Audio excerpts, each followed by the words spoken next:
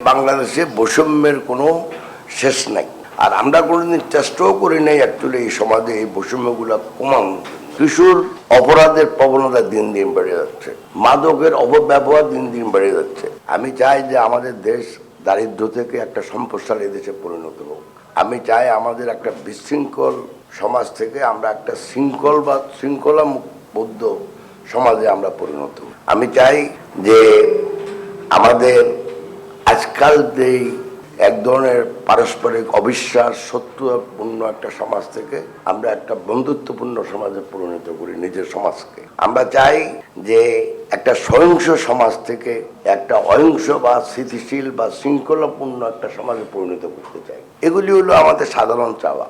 আমরা তো অনেক পরিবর্তন চাই। যদি আমরা একটা সমাজকে যদি ভালো করতে চাই, যে কথাগুলো আমি একটু আগে বললাম, এবং একটা সমাজকে যদি আমরা সম্পদশালী করতে চাই, তাহলে যে জিনিসের প্রথম তো আমরা সম্পদ সৃষ্টি করতে হবে, এবং সম্পদ সৃষ্টি এবং কর্মসংস্থান সৃষ্টি করা, আপনি সরকার হন, আপনি সমাজের যে কোনো লোক হন, আপনি যাই হন, দেশকে উন্নত করতে হলে আপনার দেশকে সম্পদশালী করতে হবে।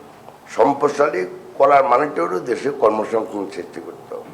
সম্পদ যদি না থাকে, তাহলে আমরা যদি কাড়াকাড়ি করি সম্পদের এর নাম কি, এই যে বৈষম্য, সম্পদের বৈষম্য, আয়ের বৈষম্য, এখানে তো আর বৈষম্যের কোনো শেষ নেই। শুরু করছে আমার ভাই বোনেরা একটা ছোট একটা কোটা আন্দোলন নিয়ে, বাট অ্যাকচুয়ালি আমাদের সমাজে আপনি যদি পুষ্টি নিরাপত্তা ধরেন, খাদ্য নিরাপত্তা ধরেন, শিক্ষা ব্যবস্থা ধরেন, স্বাস্থ্য ব্যবস্থা ধরেন, কোথায় বৈষম্য নেই। আমার গ্রামের একজন কৃষক বা ভাই, সে কি তার ছেলেকে ওই স্কুলে পড়াতে পারছে যেখানে আমি পড়াচ্ছি, বা ওই মাত্রার একটা স্কুলে পড়াতে পারছে কিনা? সে কি তার ছেলে মেয়েকে সে স্বাস্থ্য ব্যবস্থাটা দিতে পারছে যেটা আমাদের আরেকজন লোক দিতে পারছে?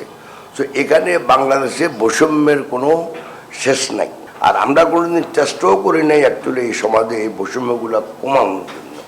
কারণ বৈষম্য কমাতে হইলে একটা যেটা রাখবো, বিভিন্ন সংস্কার যা বলছে এগুলি তো আমি একমত, তবে আপনার সেই সামর্থ্য থাকতে। আমি মনে করি আমাদের যারা এই কাজগুলো করার কথা, নর্মাল রাজনীতিবিদ, স্পেশালি যারা ক্ষমতা যায়, তাদের সেই সামর্থ্য ছিল কিনা।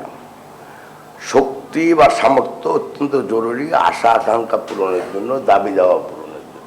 সমাজে অপরাধের হার দিন দিন বেড়ে যাচ্ছে। যে সমাজে হত্যাকাণ্ড, খুন, গুম, সহিংসতা দিন দিন বেড়ে যাচ্ছে। যে সমাজে আমি দেখি প্রতি পরিবার যাদের সাথে আমার কথা হয়, কোনো না কোনো বলে তারা এক ধরনের বিপর্যয়ের সম্মুখীন। কেউ খাদ্য নিয়ে বিপর্যয় আছে, কেউ স্বাস্থ্য পরিচর্যা নিয়ে বিপর্যয় আছে, কেউ ছেলে মেয়েদের ঠিকমতো চালাতে পারছে না, সেই বিপর্যয় আছে। তো যেখানে একটা সমাজে একটা পারিবারিক বিপর্যয় মানে দিন দিন বেড়ে যাচ্ছে, সেখানে আপনি কিভাবে সম্পদ সৃষ্টি করবেন, এটা তো আমার মাথায় ধরে না। তারপরে আপনি আসেন যেখানে কিশোর অপরাধের প্রবণতা দিন দিন বেড়ে যাচ্ছে, মাদকের অপব্যবহার দিন দিন বেড়ে যাচ্ছে। যতটুকু না আমাদের ব্যবসায়ী বাড়তেছে একটা গ্রামের বাজারে, তার থেকে বেশি বাড়ছে এখন মাদক ব্যবসায়ীরা। তো আপনি ওই সমাজে কিভাবে সম্পদ সৃষ্টি করবেন, এটা তো আমার কাছে একটু আশ্চর্য লাগে।